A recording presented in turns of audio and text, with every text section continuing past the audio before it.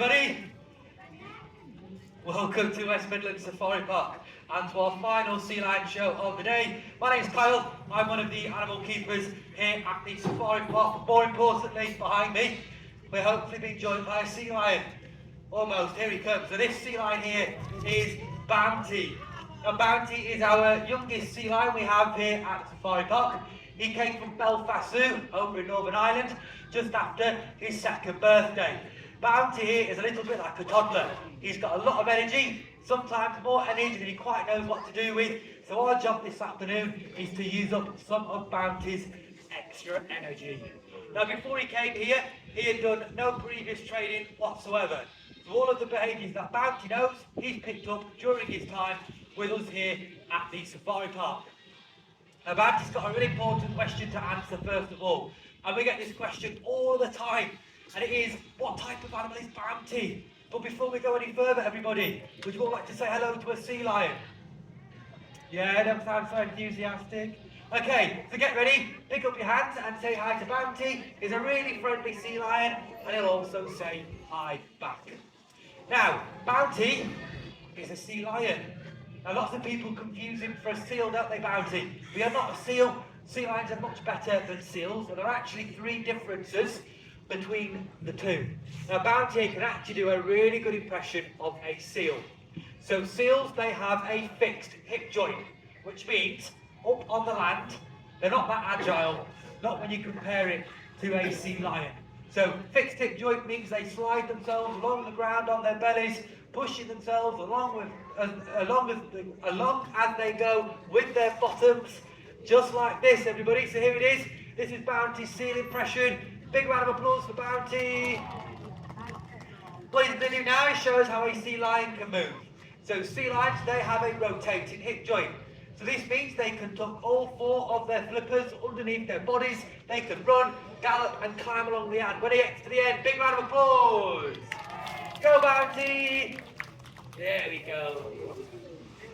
Now hopefully you don't need me to tell you the way they move up on land is very different. But if you aren't convinced he's a sea lion, there are others. So another one is to do with the size of their flippers. So adults in the audience, I'm going to need a little bit of help from you. Take a look at your hand. If you're with children, show them. Your hand is the same size as an adult seal's front flipper. We're going to compare that now with Bounty's flipper. So as he swims on by, take a good look at it, and you can see it's much larger than the human hand is. So what this means for seals is with that shorter flipper, they can only reach speeds of 8 miles an hour in the water. Sea lions, on the other hand, they can reach speeds of 21 miles an hour, but more impressively, they can launch themselves up out of the water at heights of up to 3 meters. Now, if it's this next one, this one's a little bit higher. Big round of applause for Bounty. Okay, so third, final difference is to do with ears. Now you'll need to look really closely at Bounty's head, but either side he has 2 sticky out ears. Now I always think from the front it makes him look a little bit like Shrek, he's just not green. Now seals don't have external ears. Their ears are internal, covered by skin or fur, so it means you can't actually see them. So the next time you see a seal or a sea lion and you can see ears, you'll all now know that it's a... What do you think, Bounty? You think they know the differences? Nobody's hopefully going to go home and write about the dolphin show on TripAdvisor, are they? Hopefully not. Okay, so Bounty's done a great job, everybody. So what we're going to do now is we're going to let him go off and have a break. But don't worry, we've got 3 sea lions here all together, and we'll be meeting all 3 of them this afternoon. In just a moment, we're going to be bringing out Callum. So Callum is our oldest sea lion.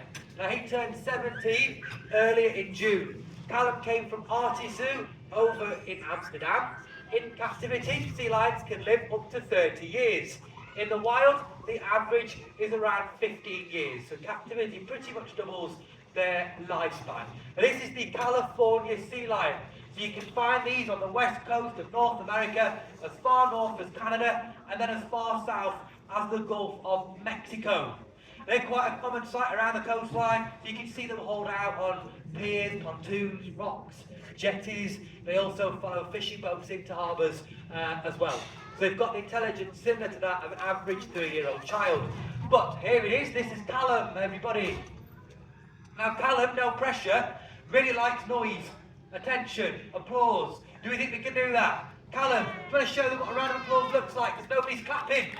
There we go. That's what he expects to see, everybody. So Callum's also got a really important question. Now, this one is, how do we train our sea lions? Now, you might have noticed around Amy's neck, she's currently wearing a whistle. So what she'll do, first of all, is she'll get Callum used to the sound of the whistle, and then every time she blows it, he's going to get a nice tasty fish at the end. So she'll blow on the whistle, give him a fish, blow on the whistle, give him a fish. If anybody's click and trained a dog at home, the principle is very similar. What we do then is introduce him to a target stick. So that's what Amy now has in her right hand. So they're going to reach out, give it a good smell, explore it with their whiskers.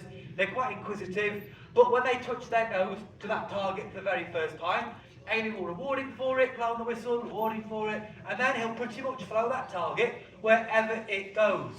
Now, all of the behaviours that our sea lions know, they were all initially trained using that target stick.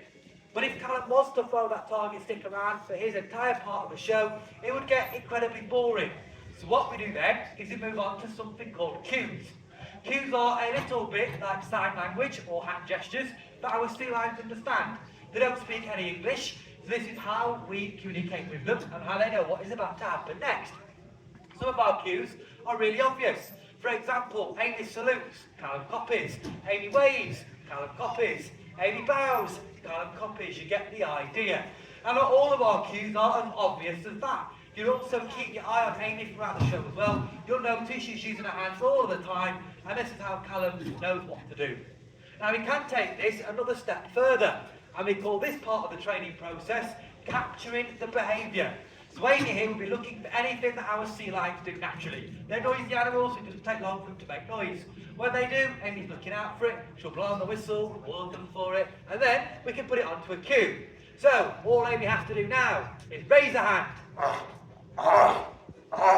Callum makes lots and lots of noise. But as soon as she lowers her hand, that's Callum's cue to stop. Now, if anybody is curious at all as to how that on-off switch works, if you've got noisy children, noisy neighbours, and you want to know how it works, come and ask Amy or Callum at the end. Maybe don't use fish as a reward though. Now, Callum's done a great job, hasn't he, everybody? So we're going to let him go off now and have a break as well. And then we're going to bring out our third and final sea lion this afternoon. So up next, we have Jack. So Jack is our middle sea lion. He's the troublemaker of the group. Jack came from Stuttgart Zoo over in Germany. He's a little bit like a typical teenager. So he can be a little bit lazy, a little bit grumpy, and he really likes his food. When he puts his mind to it, Jack is actually a really good sea lion when it comes to training. He's also the strongest sea lion that we have here at Safari Park. Now Jack will look a little different. You might notice as soon as you see him. His fur is much lighter than Bounty and Callum. Now normally with sea lions, males are larger, darker than the females. Jack is definitely a boy. His fur just happens to be a little bit lighter.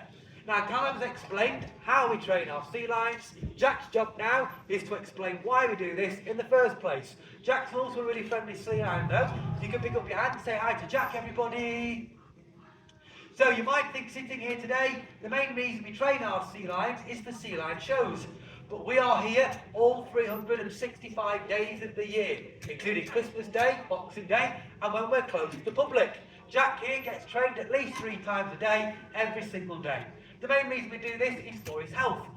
Otherwise, that would mean we would have to physically catch, restrain, and use chemicals to sedate him.